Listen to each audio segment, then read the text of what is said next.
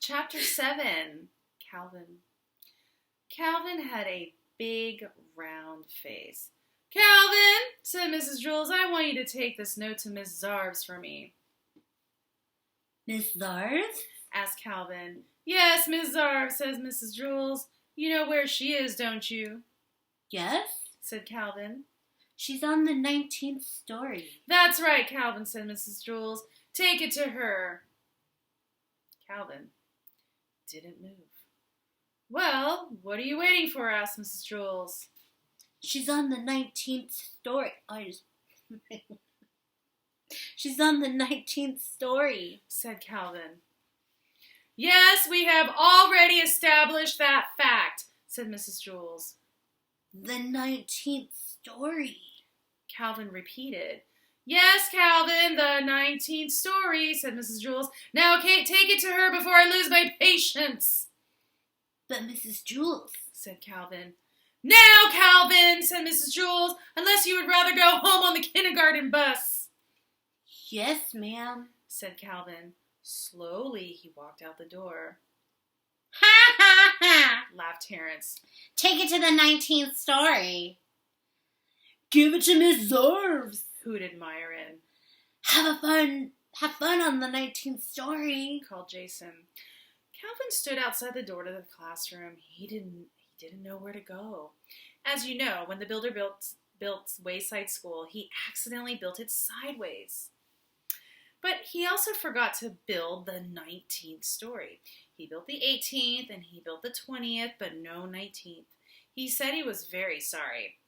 There was also no Miss Zarves. Miss Zarves taught the class on the 19th story. Since there was no 19th story, there was no Miss Zarves. And beside that, as if Calvin didn't have enough problems, there was no note. Mrs. Jules had never given Calvin the note. Boy, this is great, thought Calvin. Just great. How am I supposed to take a note that I don't have to a teacher who doesn't exist and who teaches on a story that was never built? He didn't know what to do. He walked down to the 18th story, then back up to the 20th, then back down to the 18th, and back up again to the 20th. There was no 19th story. There never was a 19th story, and there never will be a 19th story. Calvin walked down to the administration office.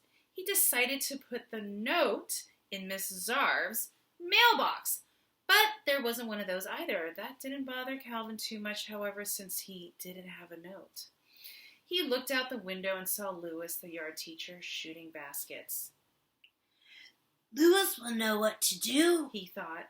Calvin went outside. Hey, Lewis, Calvin said. Oh, hi, Calvin, said Lewis. He tossed him the basketball. Calvin dribbled it up and took a shot. He missed. Lewis tipped it in. Oh, do you want to play a game? Lewis asked. I don't have time, said Calvin. I have to deliver a note to Miss Zarves up on the 19th story. Well, then what are you doing all the way down here? Lewis asked. There is no 19th story, said Calvin. Well, then where is Miss Zarves? Asked Lewis. There is no Miss Zarves, said Calvin. What are you going to do with the note? Asked Lewis. There is no note. I understand, said Lewis. That's good, said Calvin. Because I sure don't. Well, it's very simple, said Lewis. You are not supposed to take no note to no teachers. You already haven't done it. Calvin didn't understand. I'll just have to tell Mrs. Jules that I couldn't deliver the note, he said. Well, that's good, said Lewis. The truth is always best. Besides, I don't think I understand what I said either. Calvin walked back up the 30 flights of stairs to Mrs. Jules' class. Thank you very much, Calvin, said Mrs. Jules. Calvin said. But I... Mrs. Jules interrupted him. That was a very important note, and I'm glad I was able to count on you. Yes, but you see... said Calvin. You delivered the note to Miss Zarves on the 19th story... Oh, You delivered the note to Miss Zarves 19th story? asked Jason. How did you do it? What do you mean, how did he do it? Asked Mrs. Jules. He gave Miss Zarves the note. Some people, Jason, are responsible. But you see, Mrs. Jules, sorry, said Calvin. The note was very important, said Mrs. Jules. We're really messing this one up.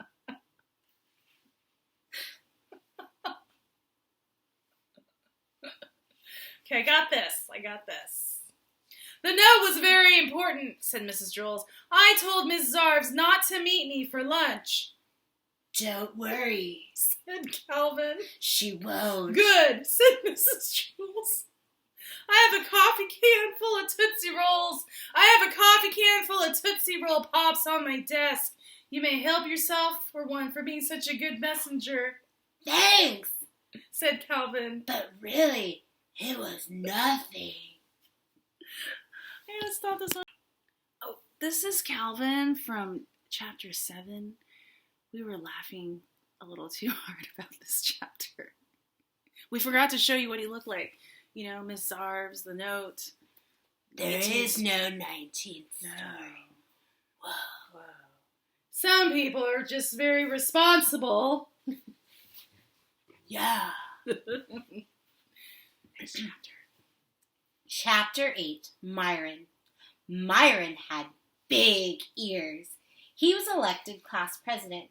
The children in Mrs. Jules's class expected him to be a good president. Other presidents were good speakers. Myron was even better. He was a good listener. But he had a problem. He didn't know what a class president was supposed to do, so he asked, "What am I supposed to do?" It's a difficult job, said Mrs. Jules. But you can do it. You must turn the lights on every morning and turn them off at the end of the day. What? asked Myron. As class president, you must learn to listen, said Mrs. Jules. I'll repeat myself only one more time. You must turn the lights on every morning. I heard you the first time, said Myron. It just didn't sound like much of a job. It certainly is, said Mrs. Jules. Without light, I can't teach, and the children can't learn. You can give us that light, and I think it's a very important job. I guess so, said Myron. He wasn't convinced. Here, let me show you how to work a light switch, said Mrs. Jules. I already know how, said Myron.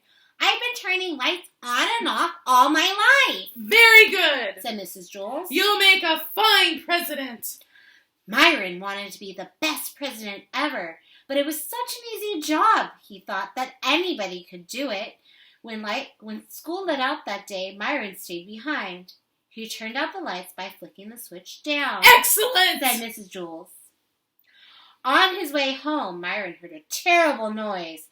First there was a loud screeching, then a sharp squeal, a roaring engine, and then the very faint sound of a girl crying. Myron ran to see what had happened. Dana was bent over in the middle of the road. What's the matter? asked Myron. My dog, Pugsy, was hit by a car, Dana cried. Who did it? asked Myron. I don't know, Dana sobbed. They sped away. Well, that's not important, said Myron. We've got to try to save Pugsy. Pugsy lay unconscious in the street. Myron carefully picked her up. He carried her 2 miles to the vet. Dana cried at his side. Don't worry, Dana, said Myron. She'll be all right. But he wasn't really so sure. He gave Pugsy to the vet, walked Dana home, then walked home himself. Dana was so upset that she forgot to thank him. Myron didn't mind. He thought that was what being class president was all about. The next morning before he went to school, Myron went to Dana's house. Pugsy was there. She seemed all right. Dana petted her. Pugsy licked her face. See, Myron, she's all right, said Dana. The vet said that you brought her just in time. Hi, Pugsy, said Myron. He petted her. Pugsy bit his hand. Oh, I guess she doesn't know you, said Dana. She was unconscious yesterday when you saved her life. Dana's mother put some medicine and a Band-Aid on Myron's hand. Then she drove the children to school. They were late. They ran up the stairs to Mrs. Jules's class. The room was completely dark. It's about time you got here, Myron, said Mrs. Jules. We have no lights. Why didn't somebody else just turn them on? Asked Myron.